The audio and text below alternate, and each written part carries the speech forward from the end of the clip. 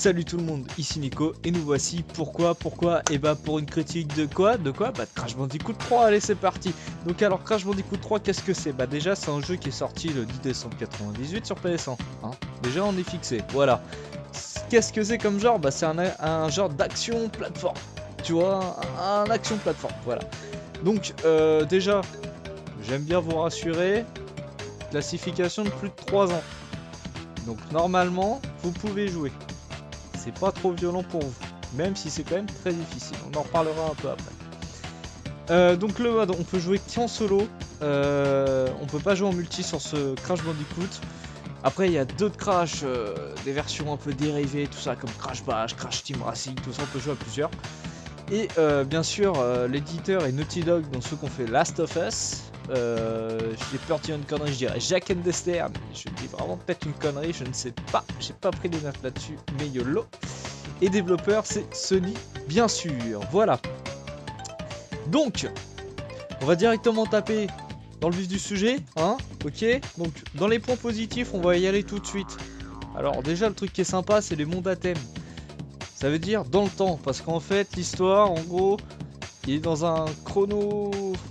Bon, en gros, chrono temporel, voilà, je me souviens plus du tout du nom. Ouais, je m'en souviens plus du tout, mais ouais. Bon, YOLO. Donc c'est un monde à thème, donc chrono temporel. Donc le truc que j'ai apprécié, c'est un... Il y a plusieurs niveaux, il y a plusieurs mondes, comme le monde préhistorique avec un dinosaure qui vous poursuit. Le Moyen-Âge, qui est assez sympa, les villes futuristes. Là, je prends les 3 gros trucs. Mais après, il y en a sous l'eau, sous l'eau, donc ça c'est un peu compliqué à distinguer la période historique. Il y a quoi d'autre? Tiens, sur les Égyptiens, sur tout ça quoi. Et c'est vraiment sympa d'avoir vraiment fait des niveaux à thème. Donc ça nous change un peu du truc quoi. C'est vraiment sympa quoi. On voyage dans le futur avec Crash quoi. Voilà. Donc un autre truc qui est aussi positif, c'est une durée de vie assez longue si on veut le finir à 100%. Ça je peux vous le dire. J'y suis presque. Et bah putain c'est long. C'est très long. Parce qu'en fait, vous prenez vos cristaux. Les 25 cristaux plus les boss. Ça c'est la base. Après, il faut que vous cassiez toutes les caisses d'un niveau pour avoir un diamant, je crois que ça s'appelle.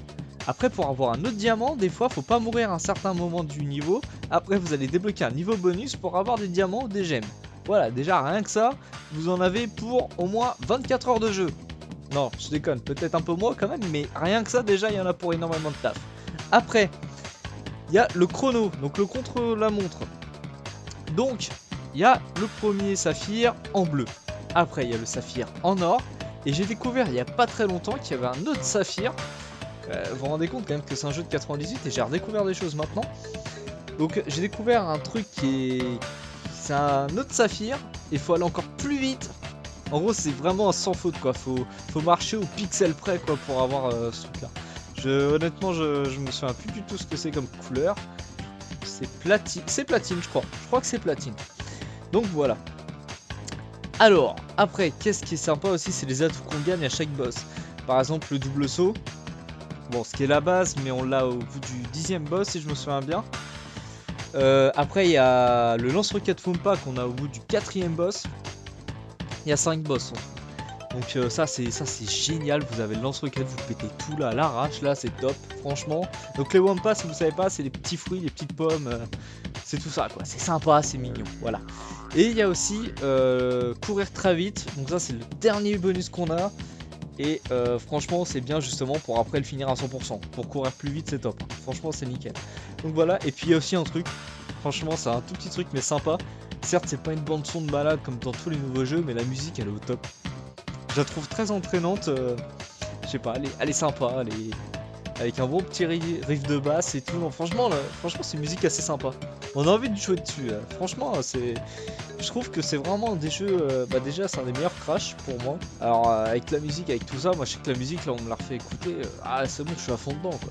Voilà, donc dans les points positifs on a fini, on va parler des points négatifs maintenant. Donc les points négatifs. Qu'est-ce qu'il y a? Et il y a un gameplay assez répétitif. Alors, je m'explique. Quand je dis un gameplay répétitif, voilà. C'est en fait qu'il y a plusieurs niveaux. Par exemple, le niveau préhistorique, on a 3 fois sur 25 niveaux. Là ça commence à être un peu trop compliqué, là c'est calcul, là attention, attention, franchement, faut me suivre. Donc sur 25 niveaux, on a par exemple déjà 3 niveaux sur les dinosaures. Après, on a 3 niveaux sur le Moyen-Âge. Après, on a 2 niveaux sur les villes futuristes. Après, on a 3 niveaux avec un tigre où on contrôle la sœur de Crash. Ce qui est assez sympa parce que si je me souviens bien dans Crash Bandicoot 2, je ne crois pas qu'on pouvait. Je ne suis pas sûr, je ne veux pas m'avancer là-dessus. Et donc le tigre, on a 3 niveaux. Le jet ski, on a 2 plus un niveau bonus. Parce qu'il y a aussi des niveaux bonus, il y a 5 niveaux bonus en plus. Je vous dis, c'est des calculs de malade ça. Donc en gros, il y a 30 niveaux max. Mais il y a 25 niveaux standard et 5 niveaux bonus en débloquant 5 saphirs. Et chaque 5 saphirs, en fait, 5, 10, 15, 20 et 25, on débloque un niveau. Voilà. C'est compliqué, je sais. Donc, voilà. C'est vrai que les niveaux sont assez répétitifs. L'eau, dans l'eau, on l'a 3 fois aussi.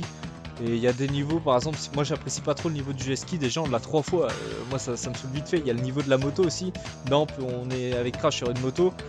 Alors un jeu de course sur PS1, au pixel près, franchement ça fait rager quoi, chaque fois je me fais battre d'une place et voilà, t'as pas le testo, tu l'as dans le cul. Alors quand il y en a 3 d'un coup et puis même il y en a 4ème je crois sur celui-là, si je me souviens bien, au bout d'un moment voilà, on peut plus là on sature de ça. Et c'est même à cause de ça que je peux pas faire mon 105% parce que grâce au niveau bonus tout ça il y a 105% et non 100%. Putain mais il y a énormément de calculs, c'est un truc de malade, il y a beaucoup de chiffres. Voilà. Et bien sûr une autre chose, ça se dit pas je crois, c'est la difficulté. Alors je m'explique aussi, si vous n'aimez pas rager sur un jeu, n'y jouez pas. Honnêtement n'y jouez pas. Déjà vous savez, vous allez allumer votre console, vous allez dire tiens je vais faire un crash déjà. Faut que vous vous rendiez compte que c'est un jeu de PS1, donc ça veut dire ce pixel près comme j'arrête pas de le dire depuis tout à l'heure. Que honnêtement, déjà rien que le pixel près déjà ça vous fait rager. Il y a certains niveaux qui sont vraiment rageants, mais rageants. Moi il y en a, non, j'étais obligé d'arrêter la console, attendre un peu parce que sinon je pense qu'elle aurait fini par la fenêtre tellement que des fois on recommence le même niveau plusieurs fois, ou quand on fait un contrôle à la montre on a à la fin, on a bientôt le saphir or et tout, et puis on tombe dans un trou et on recommence au début, vous voyez, ça fait rager, c'est sympa, c'est mignon, voilà. Donc, pour vite fait conclure, donc ça, juste pour vous expliquer quand même que c'est un de mes jeux préférés, c'est un jeu que j'avais sur PS1 et que j'ai toujours apprécié, je l'ai même racheté sur console, sur PS3, pour y jouer. Alors là quand j'ai appris que sur PS4 ils allaient refaire les 3, alors ça fait plaisir ça, voilà. Et donc voilà, c'est vraiment un jeu que vous appréciez, que j'apprécie. Donc si jamais vous êtes sur PS3 ou si vous le retrouvez sur PS1, PS3 vous pouvez l'acheter pour 5 € et franchement vous pouvez passer un bon temps dessus. Voilà, franchement c'est un très très bon jeu. Et si je mettrais une note, je mets 18 sur 20. Et ouais, 18 sur 20 et je me suis renseigné à peu près sur beaucoup de sites et c'est la note qu'ils mettent partout. C'est vraiment un très bon jeu, malgré qu'il soit vieillot. Sinon attendez sur PS4, mais prenez-le honnêtement, prenez-le. C'est vraiment top. Donc voilà, c'est fini. Je vous dis à bientôt, bonne journée, salut.